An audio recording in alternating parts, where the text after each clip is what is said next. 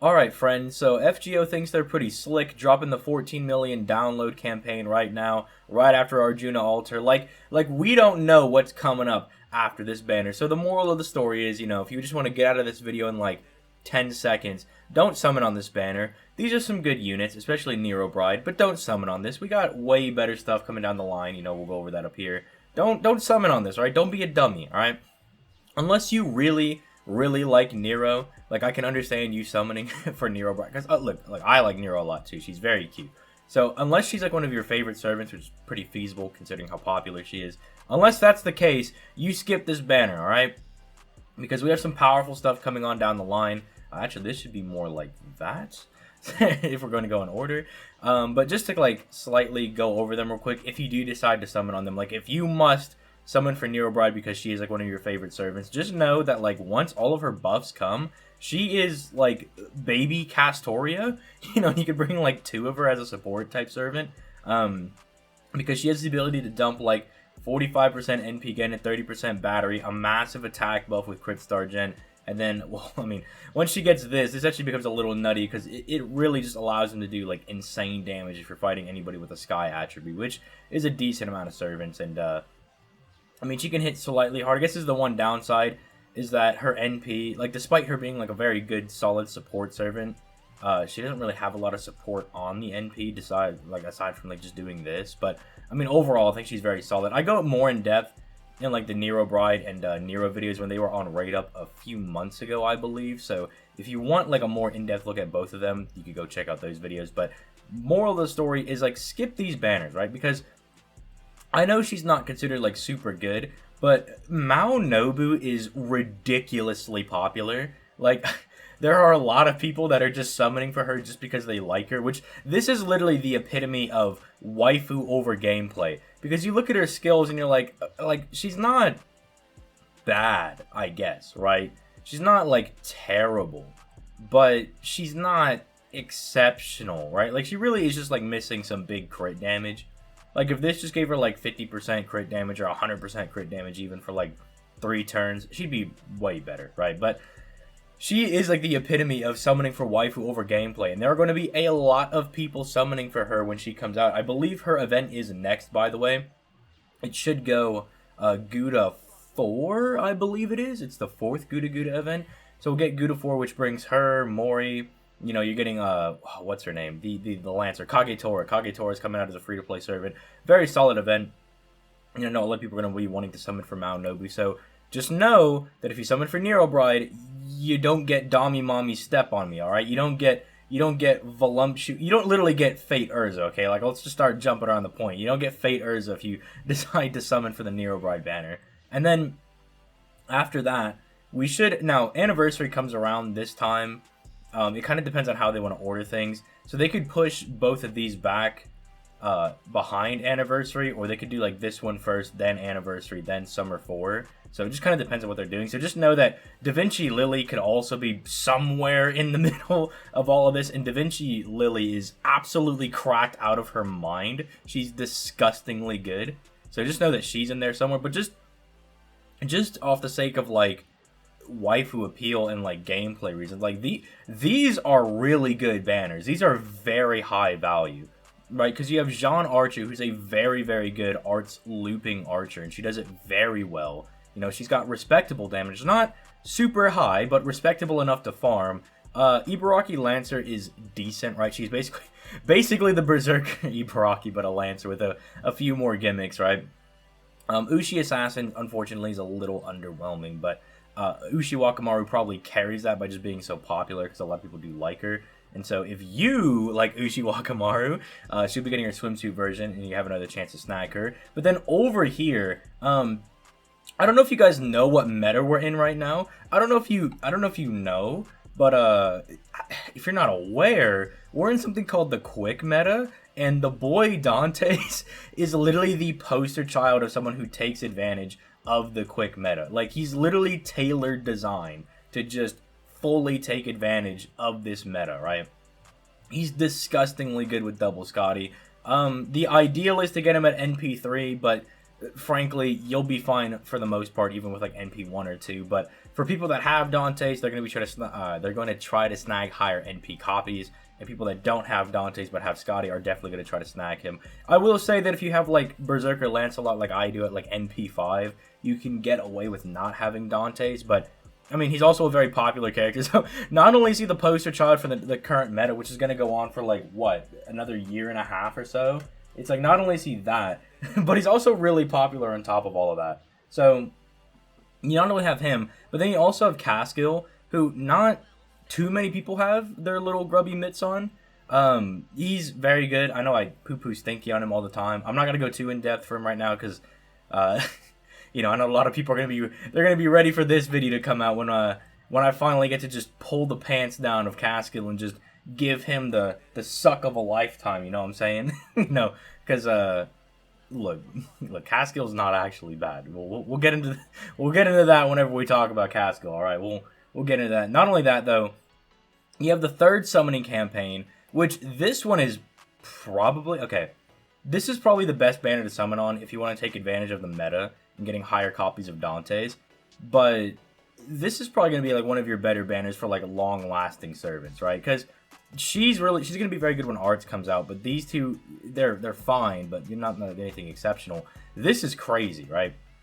Because BB Summer brings in a disgusting combo, especially with the Lion King ruler Artoria, right? That comes out in Summer 4, right? The next service we'll talk about. She allows like disgusting combos, right? And it's BB, like with the 50% battery, AoE, good for farming, slam dunks on people, right? So not only does she allow like disgusting team comps with her ability to lock cards, but she also like melds really well with the next 5 star that comes out right after her. MHXX, dude, if you're having any trouble in like the Lost Belts, because of this right here, I believe it's her 3rd skill. Yes, the damage that she gets for threat to humanity. If you're having trouble in any of the Lost Belt fights, just know that this is your lady to like chop down trees, because like all of the trees have threats to humanity, right? And a lot of the servants you'll fight, they should have threat to humanity as well. Dude, who is? Yeah, okay, hold on. I'm not even gonna cut this out. Someone really trying to get a hold of me. But it's FGO time, baby. Anyway, we really just it's getting my priorities straight. But it's somewhere over here. No, I'm looking at servants. I'm actually stupid. Threats to humanity would be like all of the foreigners, I believe, though. But for the enemies, all of the trees down. Where is it? Dang it. Okay, it's all the way here. Yeah, look, all the trees, if you're having trouble with these, especially, like, I know people really struggle with the Hindu one, right? Some people might struggle with the Doman one. You really shouldn't struggle with this one, but if you do, this girl right here is going to make chopping down trees super easy. Like, she's very, very good for that. She's also, in theory, an easier foreigner to get because she's a 4-star. Now, that being said, people like your boy have really tried to get their grubby little mitts on her, but they have failed. And I mean, she also still has this, so like, despite being a foreigner with like a niche, being a foreigner like against berserkers and against threats to humanity, she still has this insane extra damage mod against saber class servants. So she still does hit really hard as well. It's also MHXX, dude. Like, she's also super cute. So like, I don't know, like, get your priorities straight, man. Someone on this banner. Maeve Saber is also pretty good, but you're probably going to be fine without her. Like, you really want to target one of these two if you're summoning on this banner, but she's not bad by any stretch of the imagination. And then we move into Summer 4. Get all this stuff out of here, bro. There we go. You have Summer 4, which I know you people are going to go crazy for Musashi Berserker. Like, Hime and Carmilla Ryder, they're both okay. They're not, like, anything super exceptional. I was actually a little disappointed by Carmilla Ryder because I was so excited, man, because I was like, we finally get a Carmilla servant that's going to show off how, you know, just hot she is, right? Like, look at this. This is a banging lady right there. But then they made her stinky.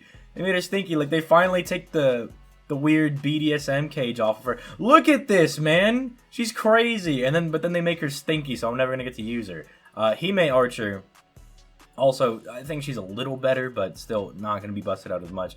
But then you have Musashi Berserker, who people go nuts over because she's a AoE arts berserker that, especially with Castoria, who fixes a lot of her issues, can loop very effectively. So it's basically like you can bring her to whatever node you want and just start farming things like crazy, which is very, very good to have. But if you're not, let's say you don't care about this, Merlin's going back on Raid Up. He goes on Raid Up every Sunday during the event. So, if you don't have Merlin, it's a very good time to try to get him. Merlin is not any worse, right? Just because Merlin doesn't give like 50% battery and, enable arts looping or quick looping does not mean he's bad. These are all very powerful skills. Especially this, this is not bad. This is still one of the strongest skills in the game, dude. And he's got still one of the strongest NPs in the game when it comes to support, because he literally gives you everything you could ever possibly want. That's like, if you don't have Merlin and you want to make your Buster servants look good, you need to get this dude. But then not only that, we have campaign number 2, and this is the ruler Artoria I was talking about, because I think it's her second skill, if I'm not mistaken. Dude, can I click? There we go. I can't click the thing. Yes, it is her second skill that allows her to shuffle cards. So the Mystic Code that gives you the 20% battery and allows you to shuffle. This is basically that same exact thing. She's also like a pretty good support type servant, especially after this buff, right, where she's able to increase the party's NP gen by 30% for one turn. I think that's also very good. That's a nice little small addition they added, as well as kind of helping you control the shuffle ability of the deck. I do like that they added this as well. So after her buff, she actually becomes super crazy, especially if you want to run her with BB. So then you basically just have like ultimate card control. It becomes very broken very quickly, especially because they're both Buster AoE servants. I think she doesn't have a 50% battery. Isn't her battery 40%? Or am I misremembering? Yeah, it is 40%. Okay, I'm remembering correctly. So yeah, so I mean that's still fine. Like 40%, it's not like it's like infinitely worse. It's just like you don't have synergy with some events you use. But I think the real prize is this servant right here, namely because of this. Because you have the ability to start stacking the Swan Lake skill, which is crazy, especially in longer content. And it's not like her other skills are any worse either. Like she has the ability to like gen so much NP just by sucking it from her allies, dude. It's so crazy. So my advice is that if you must summon for Nero Bride, like if you feel like a man possessed, like there's nothing else you can do, you must absolutely have to summon for Nero Bride. All right. Just know what you're going to be missing out on, coming in the few months. Because, even if you're someone that spends money on the game, right? And, unless you're a super whale, you do have, like, a limited amount that you choose to spend on FGO, right? So, free to play, you really got to choose what you want to summon on. You really got to know what's coming up ahead so you can really spend your quartz wisely. But even if you're someone that spends even like every now and then, you want to get the most bang for your buck, right? And when you want to spend money on the game, you want to make sure that it's worth it and that you're summoning on a quality banner. So like something like this Merlin banner, like I would consider very high quality. This is very good because Merlin himself is a prize servant. Siegfried, after all of his buffs, is very, very good, especially with like the dragon trait damage he can do. And then now that we have Clairvoyance EX and we can see into the future, the stuff that you can do with Siegfried, Boudica, and Romulus is absolutely vile. The level of damage you can hit with this dude in the proper setups is absolutely disgusting and should not be allowed at all whatsoever. But that does increase his value a lot because you can set that up rather easily. Like you could bring a friend Romulus, your own Siegfried if you manage to pull him, and then like Boudica's a 3-star, so you just gotta level her up. So that's just the general point that I'm making. Let me know what you guys think in the comments down below. Again, if you must summon for Nero Bride, I'm not gonna call you a dummy. I'm not gonna say that, oh well, you're an actual idiot for summoning for Nero Bride, because I understand Nero Bride is very good. She's a very solid servant in her own right. The quality of her banner is okay. You have Nero Bride as the main 5-star. You have Nero as the premium, like, 4-star. Nero's not bad. She's not exceptional. But if you like costumes, Nero has 3 of them.